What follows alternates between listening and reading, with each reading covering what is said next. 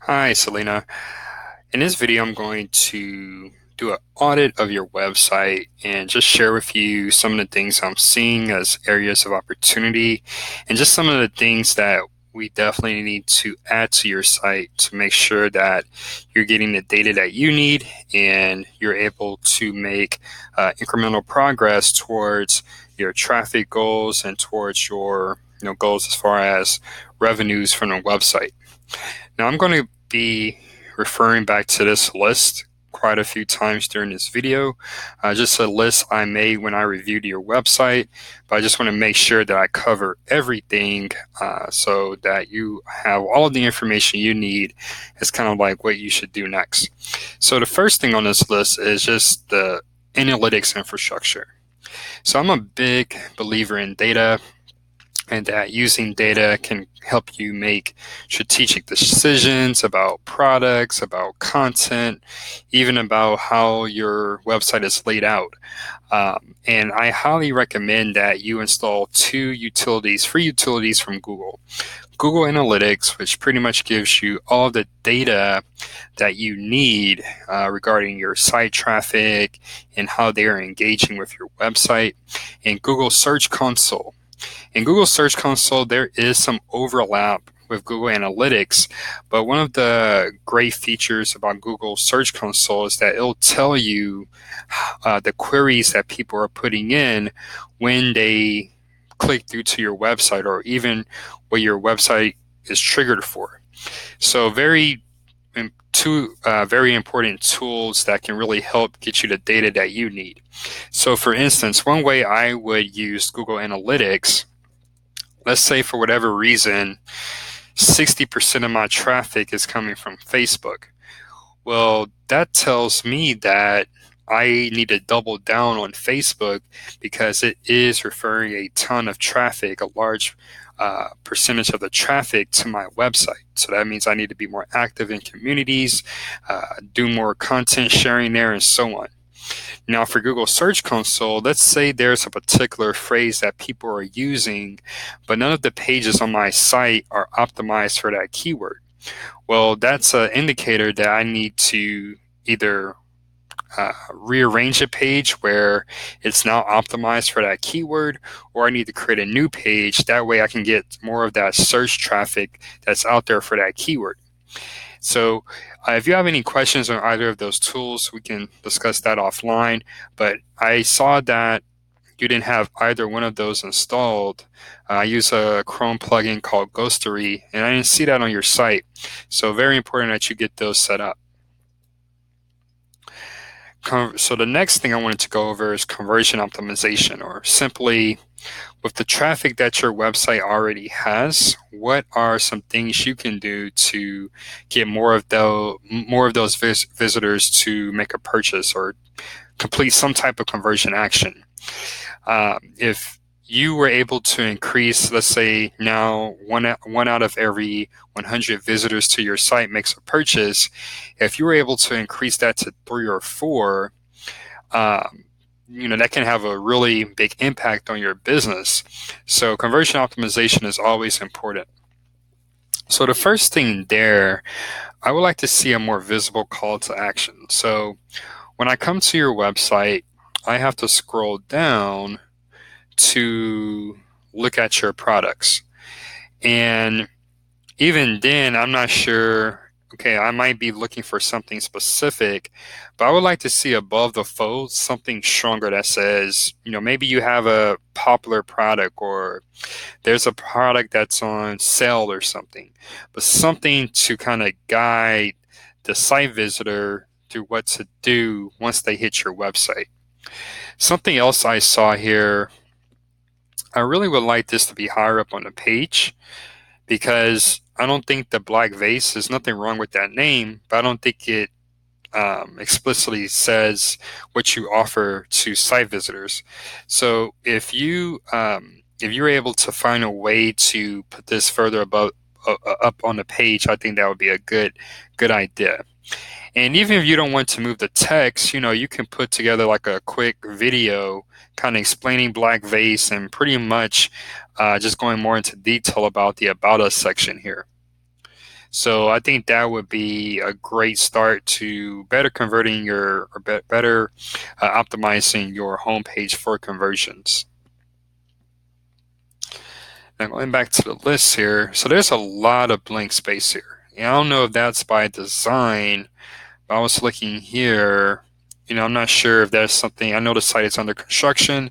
If you're planning on adding something new there, but I think you can get rid of some of this blank space if you don't plan to use it, because that would prevent people from having to scroll further down. And pretty much the way this goes, once you see some data on your site, the further you go down the page, the less people who actually scroll. So all of the important things should be higher up on the page. And one thing I forgot to mention here in the analytics infrastructure, once you get things going and you're starting to get some traffic, you might want to consider installing a heat map tool for your website. Now, I believe you're on Shopify. I think they may have some proprietary tools that you can use, but one of the more popular tools out there on the market is Hotjar. And pretty much what that tool does is tells you how people actively engage once they're on your site or on a specific page. So we see that, for example, your home page, people on average are scrolling, maybe they're scrolling this far, the majority of people scrolling this far, then leaving your website, that we might want to figure out, how can we make this more engaging for them so that they decide to scroll further.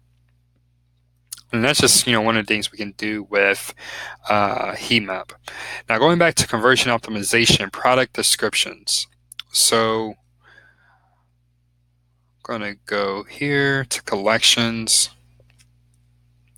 Now, one thing I saw kind of just from a look and feel standpoint, the pages, they look different.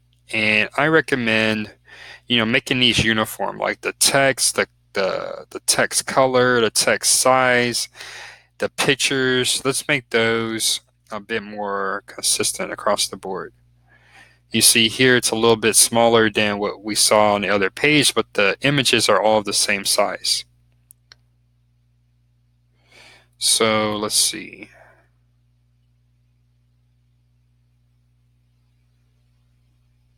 So yeah, just make sure. Actually, I see that you might be on a Wix site, but make sure that these links, they actually go somewhere. And if they don't, just remove the icon for now. But one thing I noticed when I clicked what happened there? Now, I really would like to see a product description for each of these products. So people who visit your website, they might be well versed on what they're looking for. But let's say someone is new to the spiritual practice, they may need a little bit more guidance, a little bit more hand-holding. And I think that's where a product description can really have some benefit. So, and encourage someone, kind of push them across the finish line to making a purchase.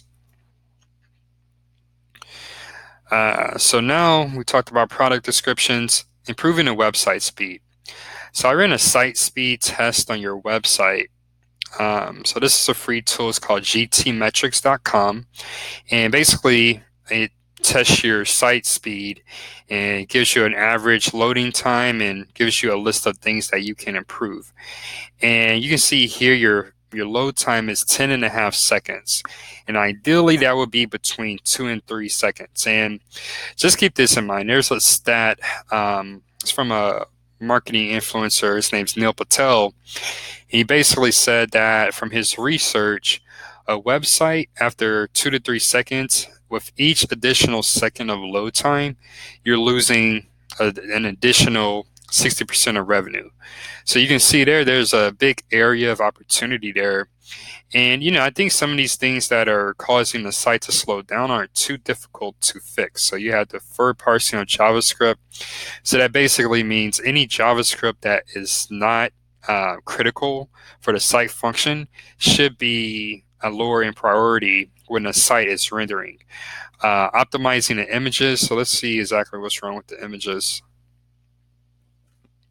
So you might need to compress these images. So pretty much if an image is 1 MB, figuring out how you can compress it to 250 kilobytes without sacrificing too much of the quality.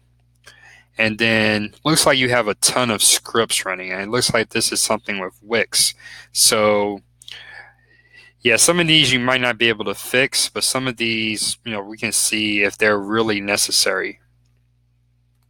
Okay, but main takeaway, definitely need to improve the site speed, especially really important for e-commerce because people might be shopping on their mobile device, and you want to make sure that they have the best user experience possible.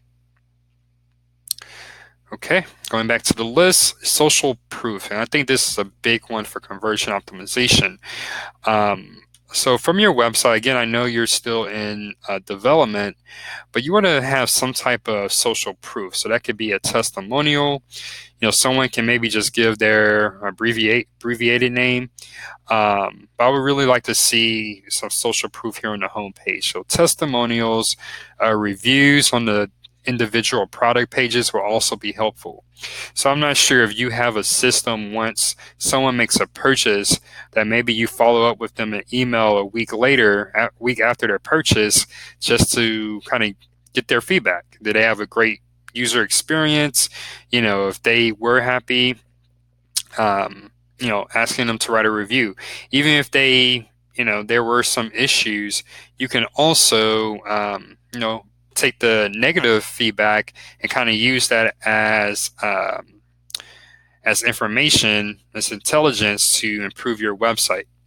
But key takeaway, let's try to implement some type of review system and ask people for explicit testimonials. Now moving on, so technical SEO. So in SEO, we have something called JSON LD schema.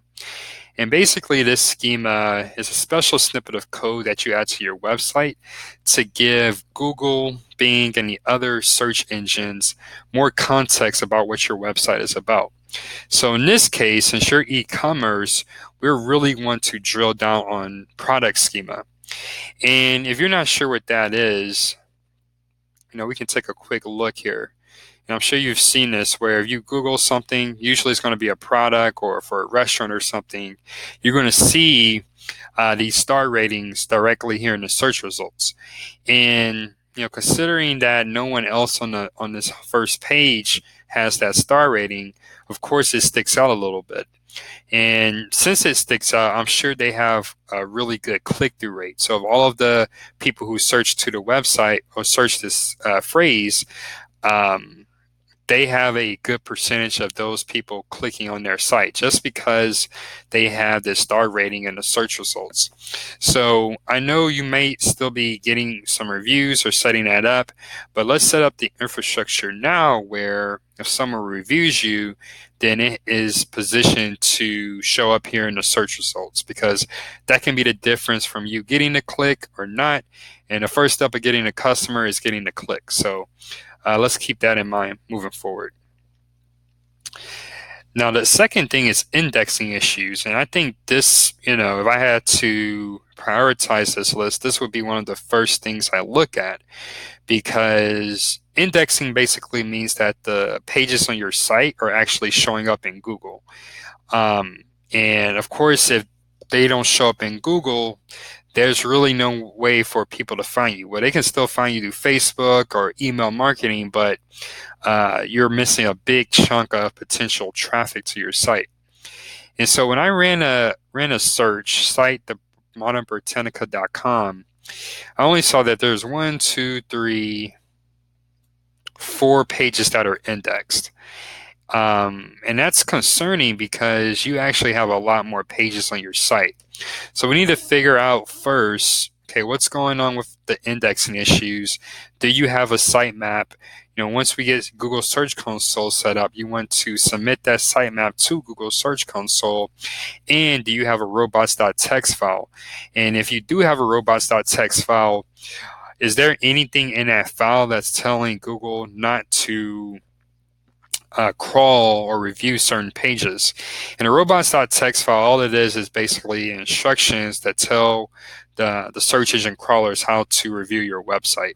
So for instance, if you had a page on your site that was only appropriate or only meant for a certain user, like maybe you go to an event and you only want people from that event to have access to that page, then you would specify in the robots.txt file that, hey, I don't want this page publicly available. And there's, a little syntax that you use to specify that, but that's basically what the robots.txt file is there for.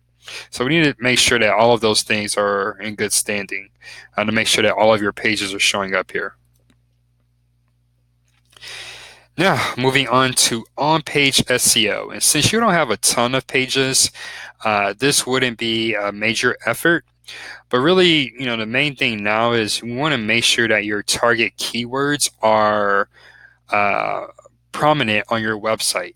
And keywords, the best way to think about it is, what are those phrases that when people are searching that your site will show up for, or that you want your site to show up for? So usually these are going to be phrases related to your products, related to the industry that you're in, and so on.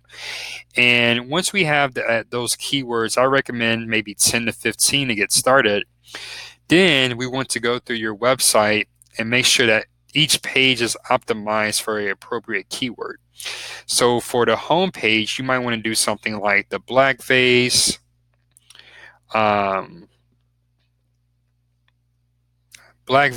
spiritual store, or spiritual store for people of color, blackface. And your phrase there is spiritual store for people of color. And that's just an example. We will definitely need to do some research to figure out what would be the best targets. But that's how you would start that. And yeah, really just go through each page and make sure that it's optimized for the appropriate keyword. Now, moving on to brand development, and this is where things can really, you have to be mindful of your resources, both time and money, and figuring out where would be the best use of both. And so this is really when you're getting social. So you're going out there on Facebook, making sure that you have your own Facebook business page, but you're immersing and interacting with people in relevant Facebook groups or Reddit threads, or even if people are asking questions related to these products or the practice on sites like Quora, you position yourself as the thought leader in the space. That way, when people type your name in, when they look for your company or products related to what your company offers, then you'll be top of mind and they'll go to you. You don't even have to worry about ranking. They'll go to you directly. And so, I think a little bit of this is kind of throwing the spaghetti on a wall and seeing what sticks. So, spending a little bit of time in Facebook groups, spending some time on Reddit, spending some time if there are niche relevant forums or discussion boards or kind of those community type websites, kind of just, building a brand and presence on all of those. And then after a few months of consistent action, you'll see kind of where you're getting the most traction, and then just double down on that source moving forward. With the products that you're selling, since you are e-commerce, I think Facebook business page is a must, but you also want to look at Instagram and Pinterest. Pinterest is a great way to drive traffic to your website. But it's really based on imagery. So are you putting together really nice images or have someone doing it for you? But it needs to be imagery that really catches the attention. But it can be a great referral traffic source for your site. So highly recommend it. Kind of next on brand development, blogging and content creation. So this kind of goes along the same lines. You kind of want to build your brand as the go-to place for people of color who are looking for products related to their spirituality. And really with blogging and content, it doesn't have to be that difficult, but you basically want to answer people's questions. And that's really the value of kind of being immersed online into these different groups. And then from your own experience, what are questions that people would have? What are questions that people may have about products, or just it can even be higher level about the spirituality piece. And you basically want to answer the questions and kind of feed them what they're looking for. And blogging is a great way to do that. If you're not much of a writer, you can get on video and do that. You can start a YouTube channel. YouTube is has a very good impact on your SEO, because not only is YouTube a widely used search engine itself, but Google owns YouTube. So anytime you use Google products, you're always going to give yourself a bit of an SEO boost if you use them correctly. So highly recommend it. Answer people's questions, put together great content.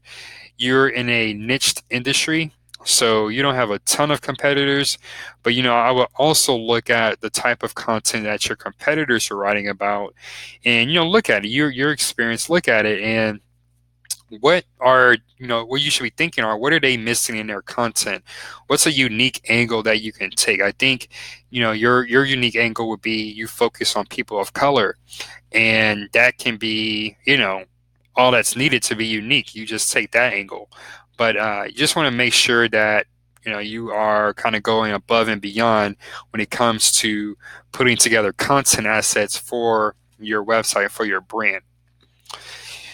And moving on, so the last thing under brand development is link building. And simply, link building is, I have a website, I link to your website. So now you have a backlink from my website. And since Google became the most popular search engine, that's always been a fundamental part on how they rank different websites, how they determine which websites have authority and which don't, are do backlinks. And backlinks, you can almost think of it as a vote of confidence for your site. So a website that has 100 good websites that are relevant, that have authority linking to it, versus a website that has 5 websites linking to it, well, of course, the first website is going to look more authoritative. And that's really what you want. You want to boost your authority. So all the brand development items, but link building is how you do that through SEO. And it's almost where SEO kind of crosses into PR territory, because you're going to try to find places where you can get placed, you can get your business placed. And a good way to start is a few things you can do. First, look at where your competitors, where are they getting their backlinks from? Those would be good places to start. The second thing is, think about the unique attributes about your company. So for instance, you can say, hey, there are not a lot of companies out here, e-commerce stores out here, that focus on these types of products. That could be your in, for a unique story. You're a Black African-American entrepreneur. That could be another unique angle. You're an African-American trans woman who also owns her own e-commerce store. That's not something that's very common. So you need to find ways that unique attributes about your business, either how you source your products, about you yourself as the business owner, or even about your target audience that would stand out. Think about it. What would stand out in a news story? What about your business would stand out in a news story? And that's how you want to move forward with that. Something else so once you figure out what are those unique attributes, find other people who kind of fall in the same category and see where they're getting backlinks from. Now, I mentioned, backlinks, and so how do you find them? So there's a free tool out there. Once we talk offline, I can share it with you, but it's free and it's not perfect, but it will give you 80% of the information that you need. So we can talk about that part offline. And then my last kind of bullet point here is, I want you to think about ways to extend and make your sales funnel more robust. So the first part of it is, how can you,